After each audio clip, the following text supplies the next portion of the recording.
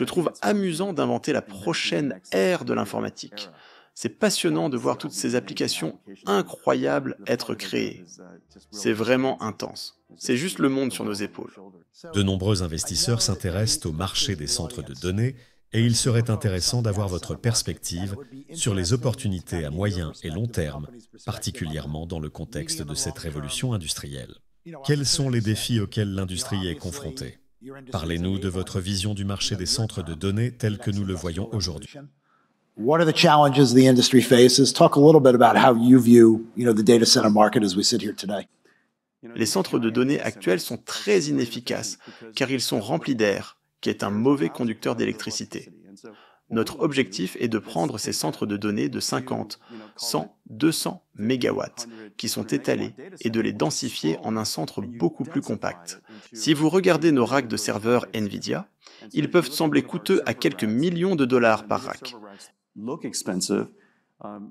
Le plus étonnant est que les câbles connectant les anciens systèmes de calcul à usage général coûtent plus cher que de tout remplacer par un seul rack densifié.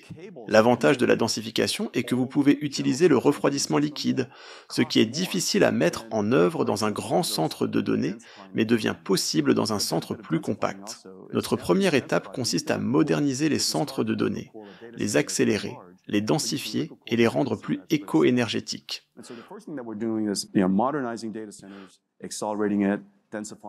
Cette transformation à elle seule représente les 10 prochaines années d'évolution. Il y a également une seconde dynamique. Le calcul accéléré de NVIDIA a apporté des réductions de coûts énormes. Au lieu d'une progression suivant la loi de Moore qui aurait été de 100 fois, nous avons fait évoluer le calcul d'1 million de fois au cours des 10 dernières années. La question est donc, que feriez-vous différemment avec une telle puissance de calcul? Les gens commencent à réaliser qu'on peut utiliser les ordinateurs pour écrire des logiciels. Au lieu de déterminer manuellement les fonctionnalités et les algorithmes, nous pouvons simplement fournir toutes les données prédictives à l'ordinateur et le laisser déterminer l'algorithme via l'apprentissage automatique et l'IA générative. Nous avons appliqué cette approche à une si grande échelle sur tant de domaines différents que les ordinateurs comprennent maintenant non seulement comment traiter les données, mais aussi leur signification. Comme ils comprennent plusieurs modalités simultanément, ils peuvent traduire entre différents types de données, de l'anglais aux images, des images à l'anglais, de l'anglais aux protéines, des protéines aux produits chimiques.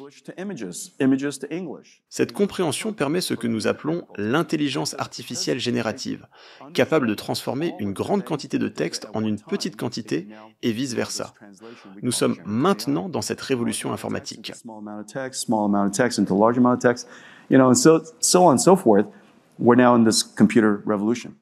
Le premier trillion de dollars de centres de données va être accéléré pour inventer ce nouveau type de logiciel appelé IA générative. Cette IA générative n'est pas seulement un outil, c'est une compétence.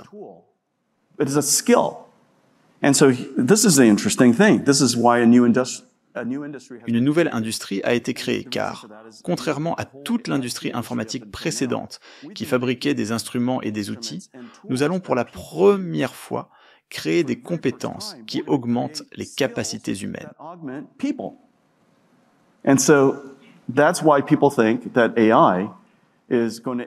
C'est pourquoi on pense que l'IA va s'étendre au-delà du trillion de dollars de centres de données pour entrer dans le monde des compétences.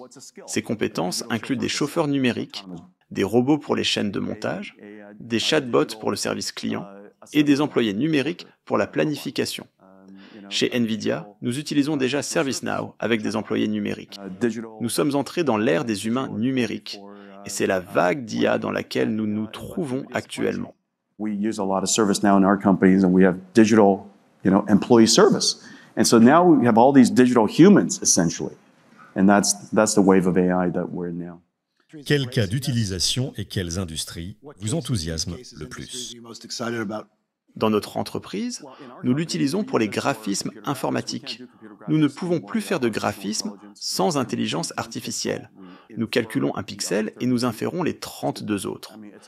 C'est incroyable. Nous hallucinons les 32 autres pixels et le résultat est temporellement stable, photoréaliste, avec une qualité d'image exceptionnelle.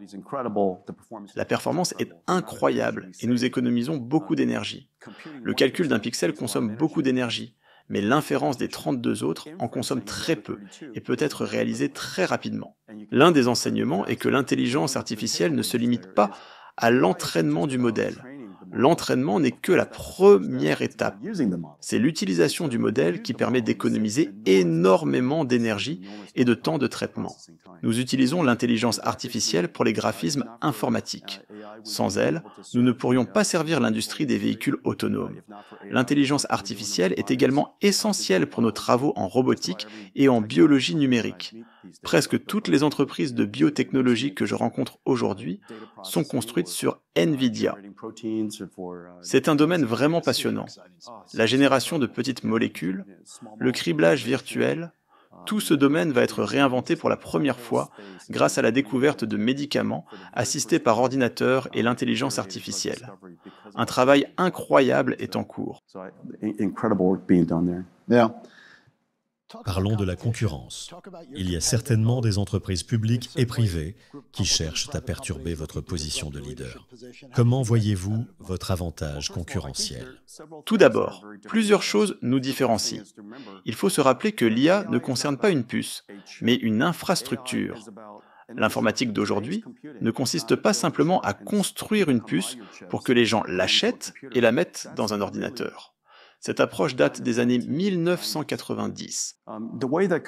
Si vous regardez notre nouveau système Blackwell, nous avons conçu 7 types différents de puces pour créer le système. Blackwell n'en est qu'une. La chose remarquable est que lorsque vous voulez construire cet ordinateur d'IA, on parle de supercluster, d'infrastructure, de superordinateur, et ce, pour de bonnes raisons. Ce n'est pas une simple puce ou un simple ordinateur. Nous construisons des centres de données entiers.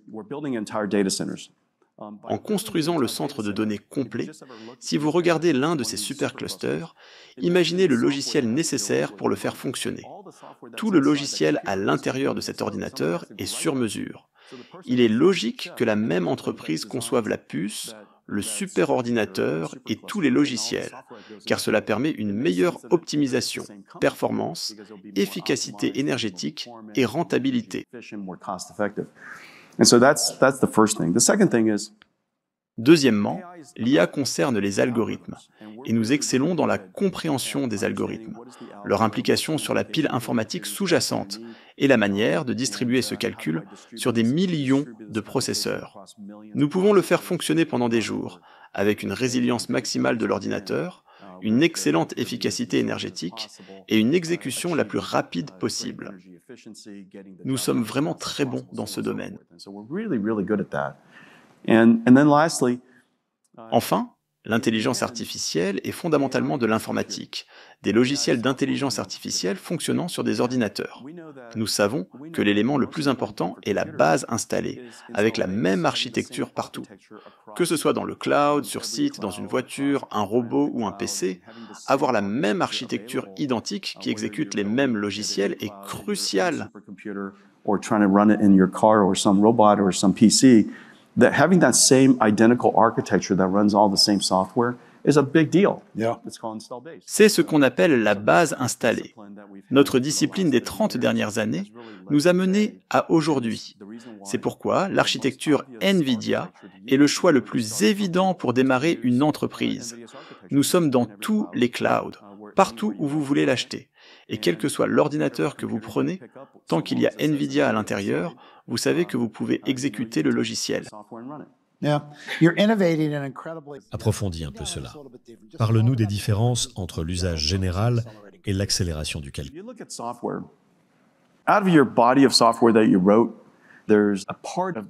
Si tu regardes ton ensemble de logiciels, il y a une partie qui contient certains des noyaux magiques, les algorithmes magiques.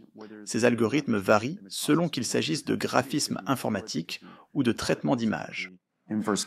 Cela peut concerner les fluides, les particules, la physique inverse comme je l'ai mentionné, ou des aspects liés au domaine de l'image. Tous ces algorithmes sont différents. Si tu crées un processeur particulièrement performant pour ces algorithmes et que tu complètes le CPU là où il excelle, théoriquement, tu pourrais accélérer considérablement une application.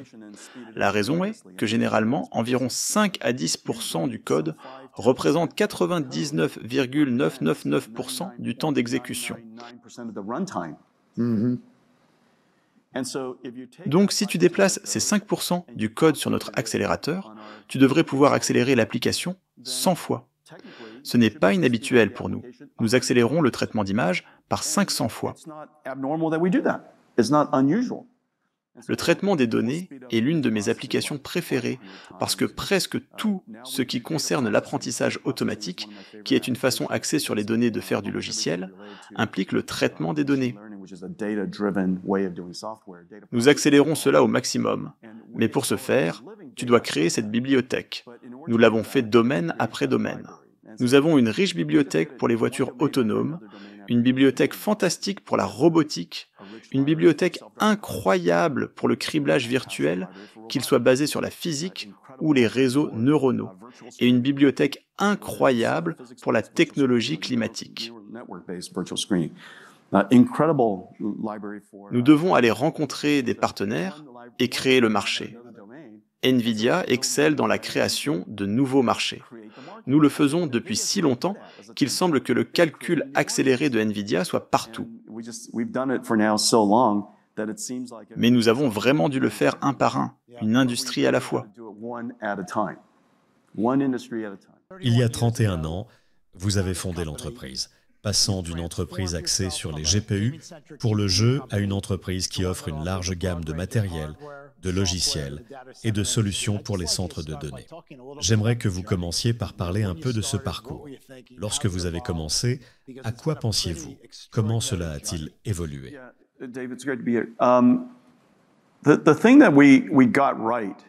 Notre vision était qu'il y aurait une autre forme de calcul qui pourrait compléter le calcul à usage général pour résoudre des problèmes qu'un calcul à usage général ne pourra jamais bien résoudre. Ce processeur commencerait par faire quelque chose d'extrêmement difficile pour les CPU, les graphismes informatiques. Mais nous allions élargir cela avec le temps. La première chose que nous avons choisie a été le traitement d'image, qui complète les graphismes informatiques. Nous l'avons ensuite étendu à la simulation physique. Dans le domaine des jeux vidéo, vous voulez que ce soit beau, mais vous voulez aussi que ce soit dynamique pour créer des mondes virtuels. Nous avons progressé étape par étape, et nous l'avons étendu au calcul scientifique. L'une des premières applications était la simulation de dynamique moléculaire. Une autre était le traitement sismique, qui est essentiellement de la physique inverse, très similaire à la reconstruction en tomodensitométrie.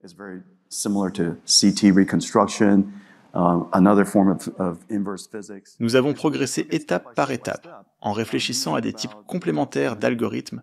Les industries adjacentes nous ont aidés à en arriver là.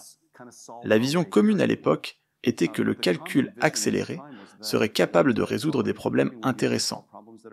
Si nous étions capables de maintenir l'architecture compatible, les logiciels développés aujourd'hui pourraient fonctionner sur une grande base installée, et les logiciels créés dans le passé seraient encore plus accélérés par les nouvelles technologies. Cette façon de penser la compatibilité de l'architecture, la création d'une grande base installée, en prenant les investissements logiciels de l'écosystème avec nous, cette mentalité a commencé en 1993 et nous l'avons maintenue jusqu'à ce jour. C'est la raison pour laquelle CUDA de NVIDIA possède une énorme base installée. Nous l'avons toujours protégée. Protéger l'investissement des développeurs de logiciels a été la priorité numéro 1 de notre entreprise depuis le début. À l'avenir, nous avons dû résoudre certaines choses en cours de route. Bien sûr, il a fallu apprendre à être fondateur, PDG, à gérer une entreprise, à construire une société. Ce ne sont pas des choses faciles, ce sont toutes de nouvelles compétences. Et nous avons dû apprendre à inventer l'industrie moderne des jeux informatiques. gaming industry. Les gens ne le savent pas, mais Nvidia possède la plus grande base installée d'architecture de jeux vidéo au monde. GeForce compte environ 300 millions de joueurs dans le monde, toujours en croissance de manière incroyable, super dynamique. I think every single time we had to go and enter into a new market. Chaque fois que nous devions entrer dans un nouveau marché, nous devions apprendre de nouveaux algorithmes, de nouvelles dynamiques de marché, créer de nouveaux écosystèmes. Contrairement à un ordinateur à usage général, nous sommes un ordinateur accéléré, ce qui signifie que la question cruciale est « qu'est-ce que vous accélérez ?» Il n'existe pas de chose comme un accélérateur universel. There's no such thing as a universal accelerator because Parlons un peu plus de Blackwell, 4 fois plus rapide en formation, 30 fois plus rapide en inférence que son prédécesseur, Hopper. Vous innovez à un rythme tellement rapide, pouvez-vous maintenir ce rythme d'innovation? Et quand vous pensez à vos partenaires, comment suivent-ils le rythme d'innovation que vous fournissez? Pour notre méthodologie de base, rappelez-vous que nous construisons une infrastructure avec 7 puces différentes. Le rythme de développement de chaque puce est au mieux de 2 ans. Nous pourrions leur donner une mise à jour majeure chaque année, mais au niveau architectural, si vous inventez une nouvelle architecture tous les 2 ans, vous avancez à la vitesse de la lumière. Maintenant, avec 7 puces différentes qui contribuent toutes à la performance, nous pouvons innover et apporter un nouveau cluster d'IA, un super cluster, sur le marché chaque année qui surpasse la génération précédente. Quand Blackwell offre 3 fois la performance pour une certaine quantité de puissance.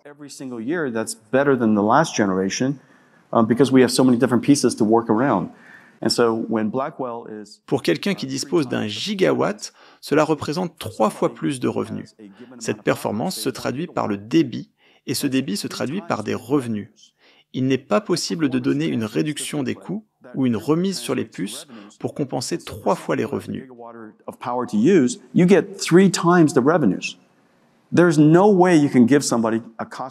Notre capacité à fournir beaucoup plus de performance grâce à l'intégration de toutes ces différentes parties et à l'optimisation sur l'ensemble de la pile et du cluster nous permet d'offrir une meilleure valeur à des taux beaucoup plus élevés.